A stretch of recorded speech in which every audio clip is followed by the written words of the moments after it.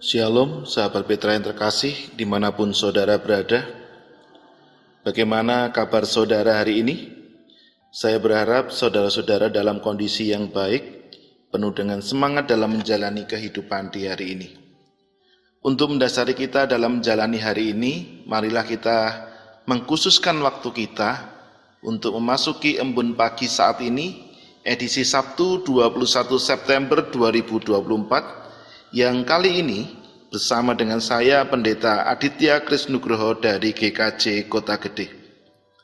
Marilah sebelum kita bersama-sama mendengarkan firman Tuhan, kita datang di dalam doa. Mari kita berdoa. Segala puji syukur kami naikkan kehadirat-Mu ya Tuhan atas segala kasih dan kemurahan Tuhan yang dinyatakan bagi kehidupan kami. Terkhusus di saat ini kami boleh Tuhan karuniakan kesempatan untuk memasuki hari yang baru. Dan sebelum kami bersama-sama melakukan apa yang menjadi segala aktivitas dan panggilan kami, maka kami ingin mendasari kehidupan kami dengan mendengarkan kebenaran firman Tuhan yang saat ini akan kami renungkan bersama-sama. Oleh karena itu ya Tuhan, buka hati dan pikiran kami, supaya kebenaran firman Tuhan ini sungguh-sungguh mampu untuk kami pahami dan kami refleksikan dalam kehidupan sehari-hari, sehingga kehidupan kami seturut dengan kehendak Tuhan. Kami serahkan sepenuhnya waktu ini di dalam nama Tuhan kami, Yesus Kristus. Amin. Sahabat Petra yang terkasih, firman Tuhan saat ini diambilkan dari Mazmur 1, ayatnya yang pertama sampai dengan yang keenam, yang demikian firman Tuhan. Berbahagialah orang yang tidak berjalan menurut nasihat orang fasik, yang tidak berdiri di jalan orang berdosa, dan yang tidak duduk dalam kumpulan pencemooh. Tetapi yang kesukaannya ialah Taurat Tuhan, dan yang merenungkan Taurat itu siang dan malam. Ia seperti pohon yang ditanam di tepi aliran air, yang menghasilkan buahnya pada musimnya, dan yang tidak layu daunnya. Apa saja yang diperbuatnya berhasil. Bukan demikian orang fasik. Mereka seperti sekam yang ditiupkan angin. Sebab itu orang fasik tidak akan tahan dalam penghakiman. Begitu pula orang berdosa dalam perkumpulan orang benar. Sebab Tuhan mengenal jalan orang benar, tetapi jalan orang fasik menuju kebinasaan. Demikian pembacaan firman Tuhan saat ini, yang berbahagia kita yang mendengar dan melakukan dalam kehidupan sehari-hari. Haleluya. Sahabat Petra yang terkasih, tema kita hari ini adalah orang yang berbahagia. Sahabat Petra yang terkasih, Warren Buffett adalah seorang pengusaha, investor, dan filantropis Amerika yang merupakan salah satu orang terkaya di dunia. Dia memiliki kekayaan sebesar kurang lebih 135 miliar dolar Amerika, yang menjadikan dia orang terkaya ke-10 di dunia. Nah, dalam sebuah wawancara, dia ditanya oleh seorang wartawan, apa ciri orang bahagia? Lalu Warren Buffett mengemukakan demikian. Yang pertama, ciri orang yang berbahagia adalah dia tidak suka pamer. Karena orang-orang yang benar-benar bahagia tidak berpikir untuk pamer, karena bagi mereka kepuasan adalah keadaan pikiran. Dan mereka merasa tidak perlu membahas serta membandingkan pencapaian mereka. Yang kedua, ciri orang bahagia menurut Warren Buffett adalah mengabaikan omong kosong. Orang yang berbahagia menyadari bahwa energi mental mereka adalah sesuatu yang sangat berharga, dan mereka tidak ingin menyia-nyiakan dengan mengkonsumsi informasi-informasi yang tidak berharga, bahkan sesuatu yang cenderung hoax. Yang ketiga, ciri orang berbahagia adalah mereka belajar setiap hari. Warren Buffett mengisahkan bahwa dia meluangkan waktunya selama 5 jam untuk belajar dan mempelajari serta mengembangkan keterampilan baru. Dia mengatakan melalui belajar dan mengembangkan keterampilan baru, ini sama saja dia sedang berinvestasi untuk diri dan pertumbuhan pribadinya. Yang keempat, yaitu ciri orang bahagia adalah membantu orang lain. Orang yang bahagia adalah mereka mau membantu orang lain. Hal itu menjadi sebuah indikasi bahwa mereka sudah cukup dengan diri mereka dan berkemauan untuk menolong sesama. Yang terakhir, ciri orang yang bahagia adalah sering tertawa. Tertawa ini melepaskan endorfin, yaitu hormon yang dapat mengurangi rasa sakit dan meningkatkan perasaan nyaman, mengurangi stres, dan meningkatkan suasana hati. Tertawa juga meningkatkan aliran darah, meningkatkan sistem kekebalan tubuh. Tertawa juga mampu menguatkan ikatan sosial. Nah, sahabat Petra yang terkasih, demikian ciri-ciri orang yang berbahagia menurut Warren Buffett. Lalu, bagaimana ciri orang yang berbahagia menurut bacaan kita saat ini? Nah, sahabat Petra yang terkasih, ciri yang pertama dituliskan dalam ayat yang pertama adalah berbahagialah orang yang tidak berjalan menurut nasihat orang fasik. Ayat ini membuka dengan penggambaran tentang orang yang berbahagia. Orang yang berbahagia adalah mereka yang tidak berjalan menurut nasihat orang fasik, tidak berdiri di jalan orang berdosa, yang tidak duduk di kumpulan pencemooh. Ini adalah peringatan bahwa kebahagiaan sejati ini tidak ditemukan dengan mengikuti dunia, tetapi kebahagiaan sejati ini dengan cara menjauh dari dosa dan ketidakbenaran. Di sini kita belajar bahwa kebahagiaan bukan sekedar emosi atau kesenangan duniawi, tetapi merupakan hasil dari hidup yang dipisahkan untuk Tuhan. Orang yang berbahagia adalah mereka yang bijaksana dalam memilih pergaulan dan kehidupan sehari-hari. Mereka menjauh dari pengaruh-pengaruh negatif yang dapat merusak hubungan mereka dengan Tuhan. Ini yang pertama. Lalu ciri yang kedua adalah kesukaannya dalam Taurat Tuhan. Seperti yang tuliskan dalam ayat yang kedua. Jadi orang yang berbahagia menurut Mazmur yang menjadi bacaan kita saat ini bukan hanya menjauh dari dosa, tetapi juga memiliki kesukaan untuk merenungkan firman Tuhan. Mereka memandang bahwa Taurat Tuhan sebagai sumber kehidupan mereka. Maka mereka kemudian merenungkannya tiap malam, setiap hari di dalam sepanjang kehidupan mereka. Dan kemudian ketika kita merenungkannya, maka ini menjadi pusat bagi kehidupan orang benar. Kebahagiaan sejati datang dari kedalaman hubungan kita dengan Tuhan melalui firman Tuhan. Jadi bayangkan saudara-saudara, betapa indahnya hidup seseorang yang selalu terhubung, selalu terkonekted dengan firman Tuhan. Maka gambarannya ia seperti pohon yang ditanam di tepi aliran air yang selalu segar, yang berbuah pada waktunya. Kehidupan yang berakar dalam Tuhan tidak pernah kering, tetapi selalu menghasilkan buah yang baik. Ini yang kedua. Lalu ciri orang yang berbahagia yang ketiga adalah seperti pohon yang ditanam di tepi aliran air.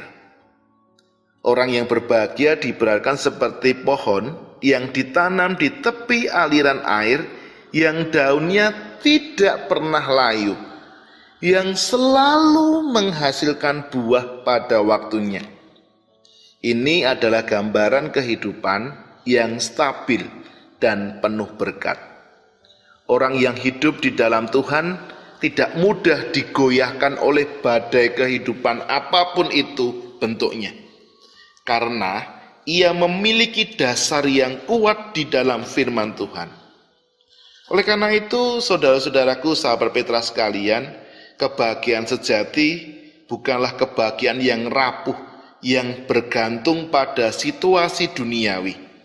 Tetapi sebaliknya, kebahagiaan sejati ini bertumbuh dari akar yang dalam di dalam Tuhan, sehingga kehidupan kita ini tetap kuat meskipun ada tantangan dan godaan. Lalu yang selanjutnya, jalan orang fasik berbeda. Nah, ketika tadi bicara mengenai bagaimana ciri orang yang berbahagia, maka ini ciri yang sebaliknya. Mazmur 1 memberikan kita peringatan tentang nasib orang fasik. Orang fasik tidak memiliki akar yang kuat. Mereka seperti sekam yang diterbangkan air, tidak memiliki keteguhan atau arah yang pasti dalam hidup mereka. Orang fasik tidak akan tahan dalam penghakiman dan mereka tidak akan berdiri di antara orang benar. Ini menjadi pengingat bagi kita semua untuk berhati-hati dalam memilih jalan hidup. Apakah kita ingin hidup seperti pohon yang kokoh, atau sebaliknya kita hidup seperti sekam yang bisa dengan mudah diterbangkan oleh angin tanpa tahu arahnya. Pilihan ada di tangan saudara, dan Tuhan memanggil kita untuk hidup di dalam kebenarannya. Lalu yang terakhir, Tuhan mengenal jalan orang benar.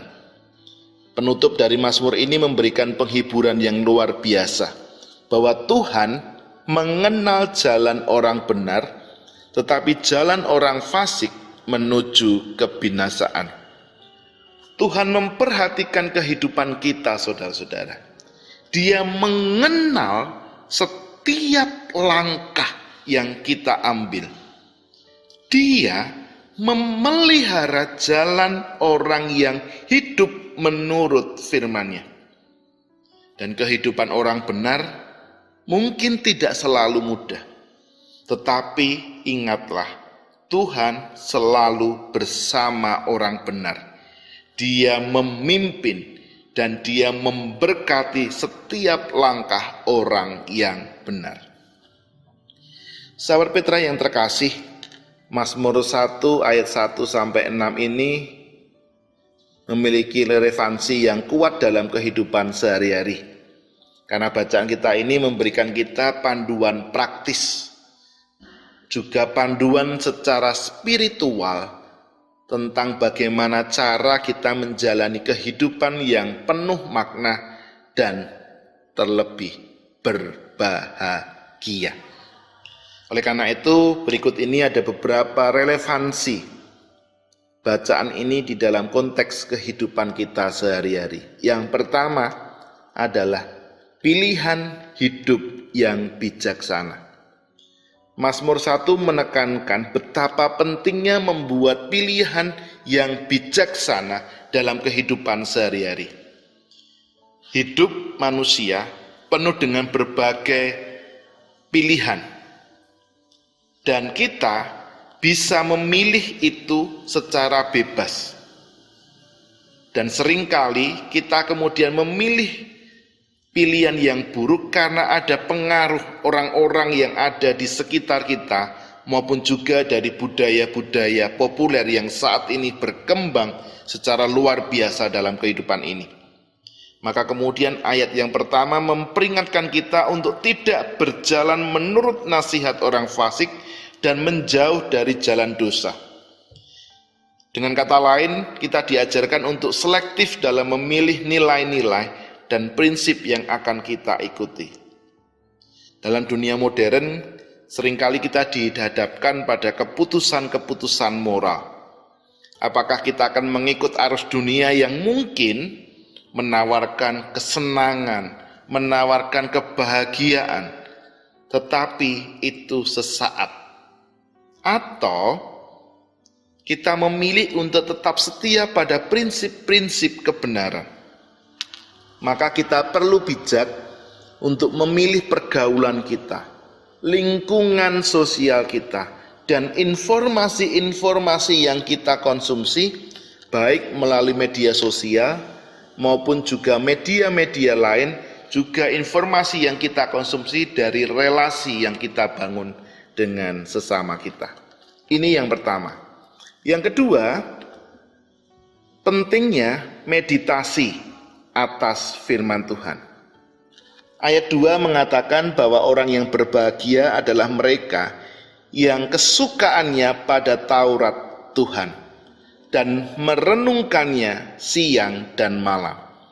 Ini menunjukkan bahwa kebahagiaan sejati ini sesungguhnya datang dari ketika kita merenungkan dan hidup di dalam firman Tuhan itu, bukan dari hal-hal duniawi. Dalam kehidupan yang sibuk dan penuh dengan tekanan, seringkali kita lupa untuk memberi waktu bagi firman Tuhan. Bacaan kita saat ini mengingatkan kita tentang pentingnya memiliki waktu khusus untuk merenungkan firman Tuhan secara teratur.